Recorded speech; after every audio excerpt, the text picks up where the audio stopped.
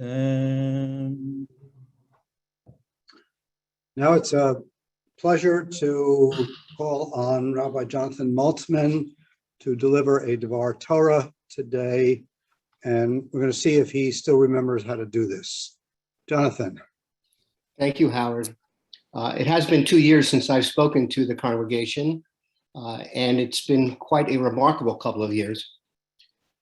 And so for me, the problem is twofold. First of all, I don't know how to preach in a Zoom setting. I can't really tell your reactions.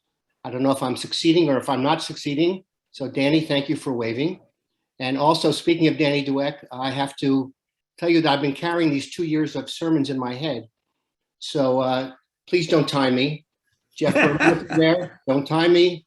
And Danny, 1128 is a distant dream. In fact, with the holidays just a couple of weeks off, I decided for old time's sake to write a Rosh Hashanah sermon, which I'll never get to give. According to recent studies of American Jewish identity, over 40% of American Jews define themselves as Jewish without religion. If you ask, and this was even before the pandemic, they'll complain that religious institutions are authoritarian, boring, expensive. And if you probe a little more, you'll come to this. It just doesn't make sense. What religion teaches is just not my truth.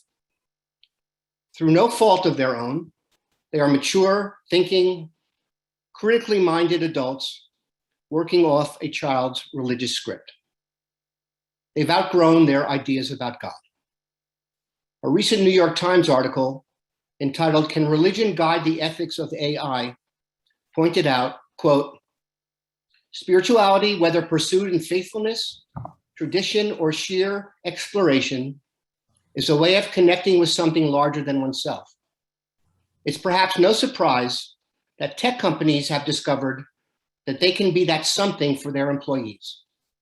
Who needs God when we've got Google?" End quote. So the question begs itself to me today, what is a grown-up idea of God? And where do we find this God today? So I want to start with ordinary experiences. Over the last couple of years, Julie and I have had the pleasure of spending a lot of time with our grandchildren. And I did promise my family I wouldn't speak about them.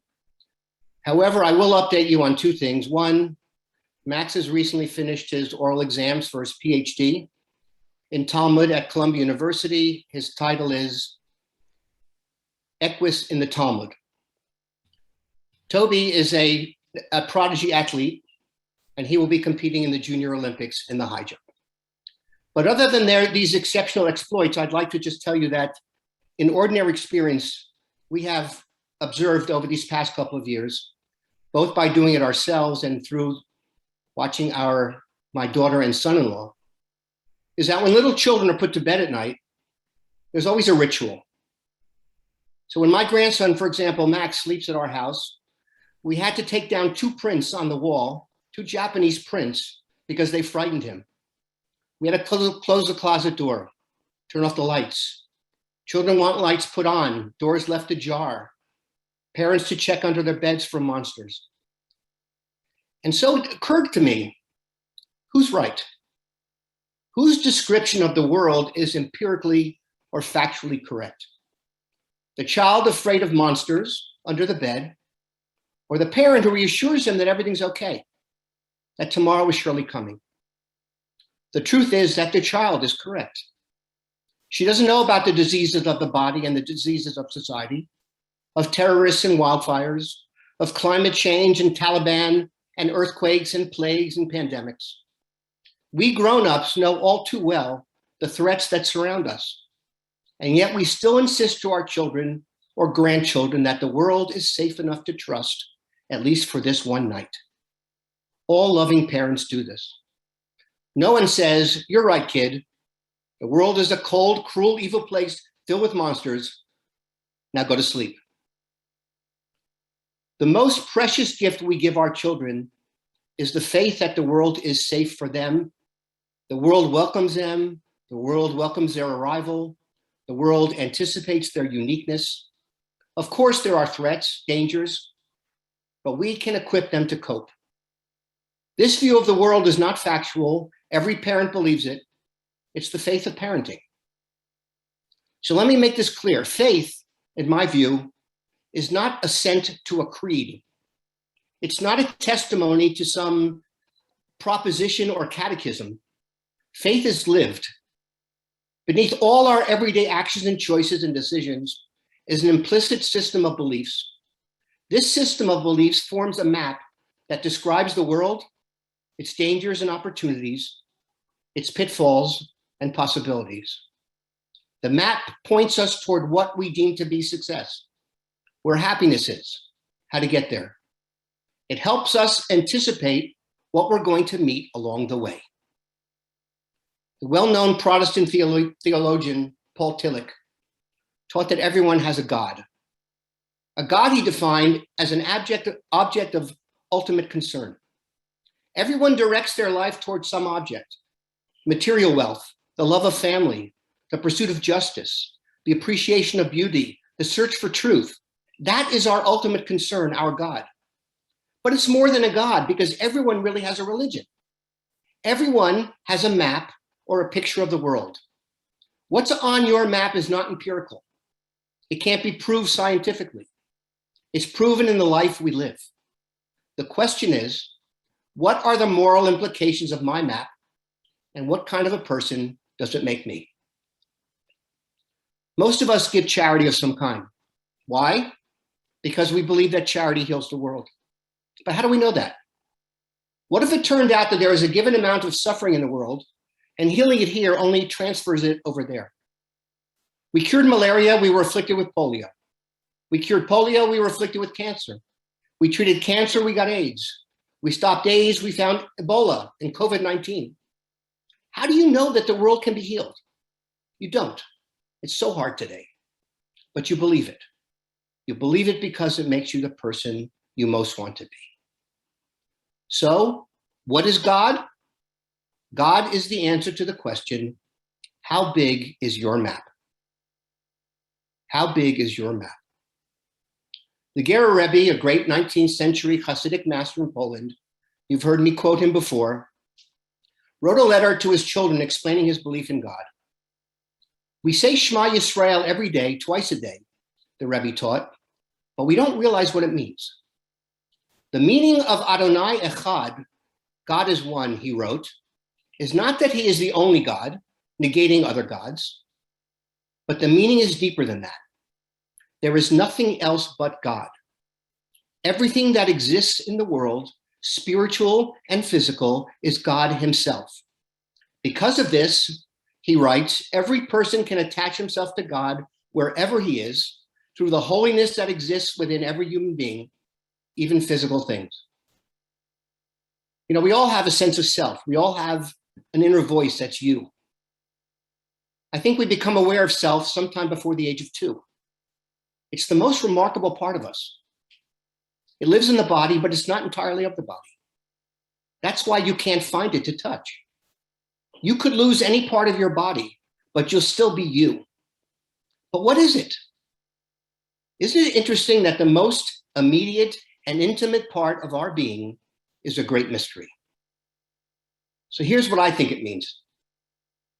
If we imagine the universe as a body and God as the self of the universe, then what are we? Each of us is a cell in the body of God. And just as each cell has a special function in the body, each of us is a unique and precious expression of the whole of God with a unique role to play in the life of the world. Each of us is needed. Each of us is necessary for the health, the well-being of the whole. At the same time, each of us is supported by the world, just as each cell is nurtured by the body. So what happens in the body when one cell decides it wants to go alone, to go rogue, seek its own way with no regard to the well-being of the whole? That's called disease. What cancer is to the body, evil is to the world. When one of us denies that we're connected to the whole social ecology, when we forget we are responsible for everyone else. Yes, we're forbidden from making any image of God, but there is one exception. The philosopher Heschel taught that God broke his own rule. God created human beings in the divine image, taught Heschel. It's not that we can't make an image of God, but that the only material out of which you can make an adequate image is the entirety of a human being. Religion, Heschel taught, begins with the consciousness that something is asked of me, to live a life that reflects the oneness of all. So what's the opposite of God? What gets in the way? Ego. The ever-present, unceasing, infantile scream, me, mine, get me, pay attention to me. The voice that puts me in the center of the universe.